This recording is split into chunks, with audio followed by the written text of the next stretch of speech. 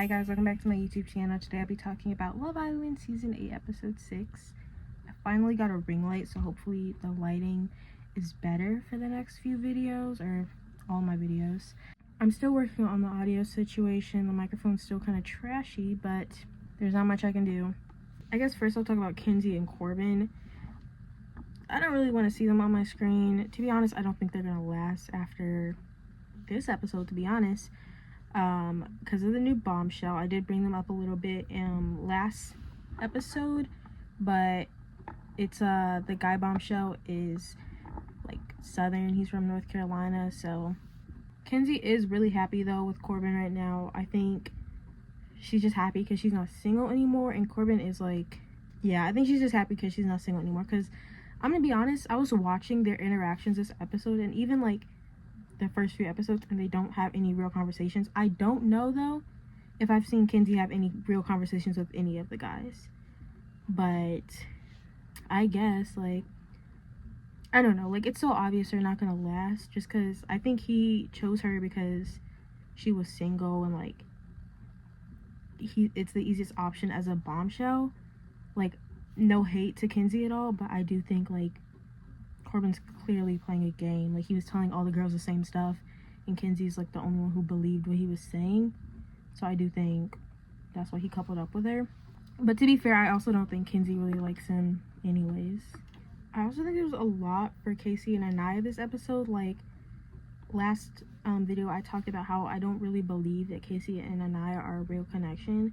And I said like I didn't believe that Anaya really liked Casey, but I do think that was partially because there was literally like no footage of them together and no real conversations happening between them from what the edit was showing.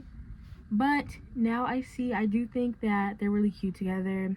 Casey said that he felt really confident with their connection, and he said it would take a lot for him to turn his head if a bombshell came in, which I don't believe that, just because I never believe when the guys say that. Like, they'll say that and then a bombshell will come in and show them like some interest, and they'll go with them.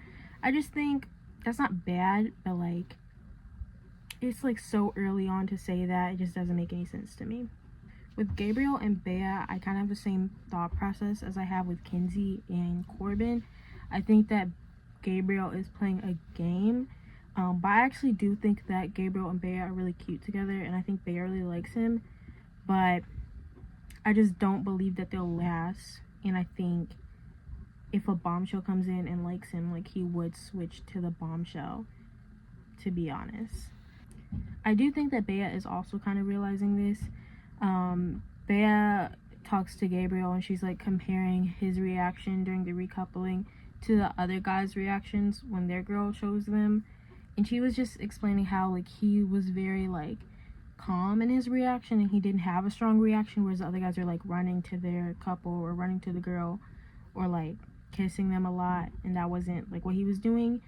So yeah, I was just kind of expressing a little bit of insecurity about it, or not necessarily insecurity, but just like doubt about their connection. And he does like reassure her and like says he feels more comfortable talking about his feelings in like his native language, Portuguese or Spanish, because he can express it more clearly. But yeah, I definitely think Bea is kind of like, it's understandable why Bea would think this way, and I think Gabriel's an F-boy anyways. So I honestly don't think I've seen Bea and Gabriel have any real conversations until this episode, so that was kind of interesting. But she basically just says like, he asked her like what she likes in her relationships, and she says that she likes a gentleman, so basically someone who's like very chivalrous and does those like small things for her. And yeah, but I do think Bea is like realizing like their connection could be unstable. She says, I feel like he's into me until someone else comes.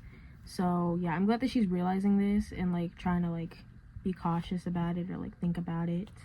Okay, let's talk about Trinity and Bryce. I do think last episode I think I said that they're my favorite couple, which isn't necessarily because I think they're the strongest couple. I just really like Trinity. But yeah, I do think I kind of like this episode for them because I thought they were so cute. And I did mention like last video that I wasn't sure if Bryce liked Trinity as much as she likes him, which I think was different in the beginning for me. Like in the beginning I was thinking the opposite way, but yeah, I think I'm starting to see the connection form now. I was just a little bit suspicious of Bryce because I feel like I haven't seen a ton of like confessions for him, or I feel like I've seen a lot more like initiation from Trinity's side, but this episode there was a lot more confessions and like talks between the two of them, which I thought was really cute. So I changed my mind. I do think that they like each other. But with Kata and Zach, I feel like they're the most like stable couple right now, just because they both show like clear interest in each other, and I haven't like doubted that one of them likes the other at all. Okay, I'll talk about the challenge now.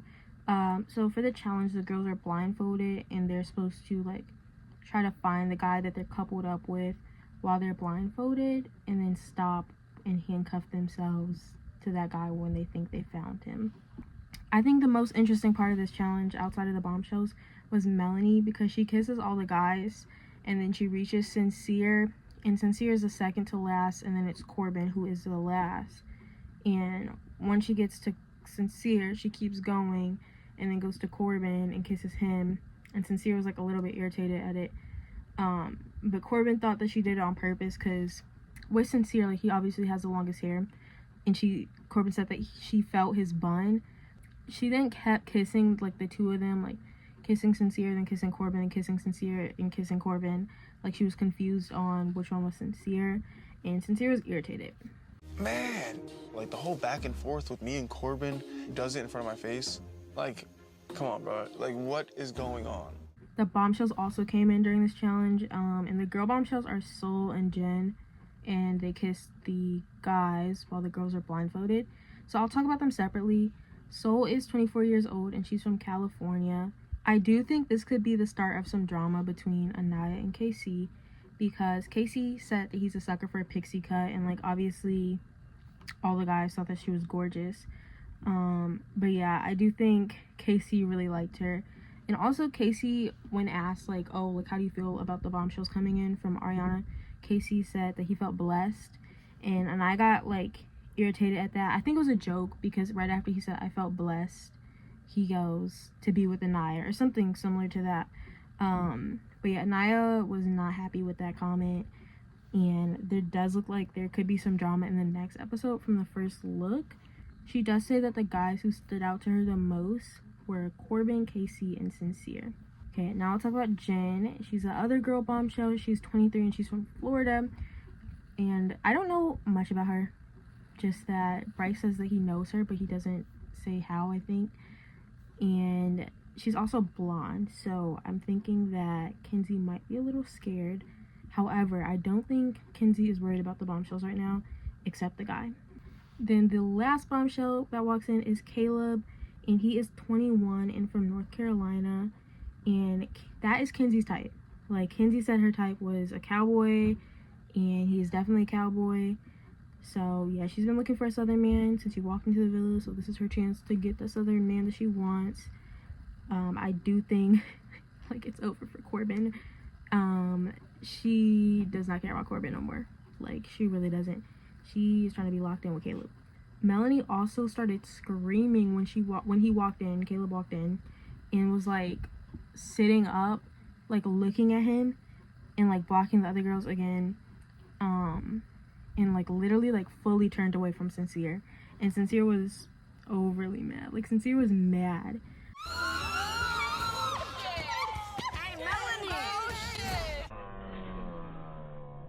I truly don't get why Melanie would do that, cause like I don't get it, cause she was getting mad at Sincere for the Kata situation, but then she did this with Corbin and this new bombshell, and it's like, I don't really think any of the other girls are doing it. Like, they're like pretty calm in front of the guys, but then maybe like if they like the person, or if they like think that they want to talk to the bombshell, they'll like be like giddy with the girls, but they've never like screamed in the guy's face. Like, that's crazy.